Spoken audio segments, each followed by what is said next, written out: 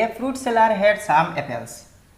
He sells 40% apples and still has 420 apples. What is the total number of apples he had originally? তো একজন ফল বিক্রেতার কাছে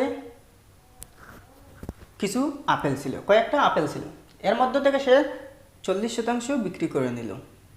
তো 40% বিক্রি করার পরও তার হাতে ছিল 420টা আপেল। তো what is the total number of apples he had originally? তো মূলত তার কাছে কতটা আপেল ছিল? তো এখানে একটা ব্যাপার হচ্ছে, দেখুন এখানে 420 অ্যাপেলস তার হাতে বাকি আছে, আর 40% আপেল সে বিক্রি করে নিল। তো একটা জিনিস হচ্ছে, তার অরিজিনালি তার কাছে কতটা আপেল ছিল।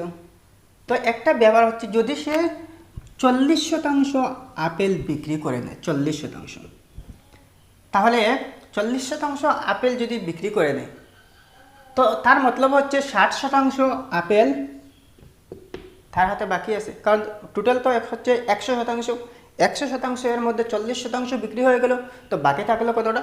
60%। তো সেই 60% হচ্ছে 420,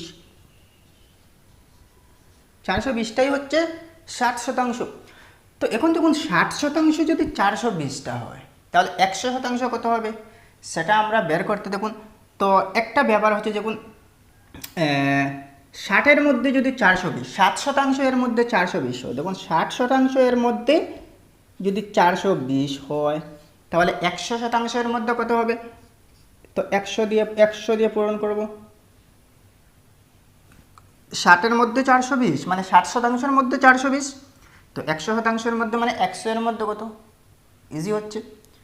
এই শূন্য কাটলাম, 6 7 42 কেটে দিলাম, 7 1 700 থাকলো।